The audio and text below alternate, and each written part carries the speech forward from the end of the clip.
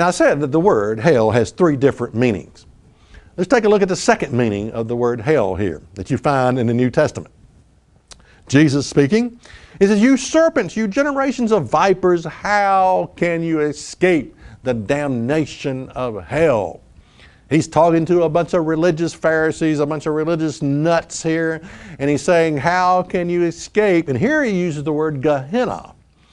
Now, Gehenna was a valley in Hinnom, the sons of Hinnom. It was in a valley in Jerusalem. It was a literal valley called Gehenna, where it was like a burning, smoldering garbage dump where the carcasses of dead animals and criminals were thrown off the edge. It was lit afire, it smoltered, it stunk, it burned. And so when Jesus talked about hell, using the word Gehenna, being in danger of Gehenna fire, the disciples could cast their eyes south of Jerusalem. They could see the smoke boiling up from the valley of Hinnom, and they realized this is not good.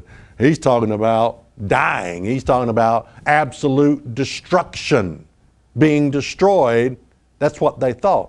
They didn't think, the thought never entered their head that these carcasses of dead animals and criminals were alive on fire running around through that valley. No, that never, the disciples knew what Jesus was talking about when he referred to Gehenna fire was destruction, absolute destruction by fire. That's what they understood, okay? All right, now, the third meaning of the word hell is used only one time in the New Testament. Let's take a look at it. It's 2 Peter 2 and verse 4. It says, "For if God spared not the angels that sinned, but cast them down to hell and delivered them into chains of darkness to be reserved unto judgment." Now the word hell here is tartaru. It just means incarceration. It's a holding place for evil spirits. Now don't, worry your pea-brain mind over, well, how come some of the evil spirits had to be bound in this place called Tartaru, and why not all of them? And where is this place where these evil spirits, demons, are bound? I don't know where it's at. I just don't know. It's not important to know. But it's the third meaning of the word hell here.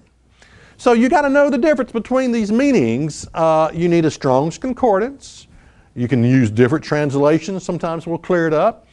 I use a program called eSword. It's free computer download Bible program called eSword. It's a great program. Get it free on the internet. It's a great Bible study tool, eSword.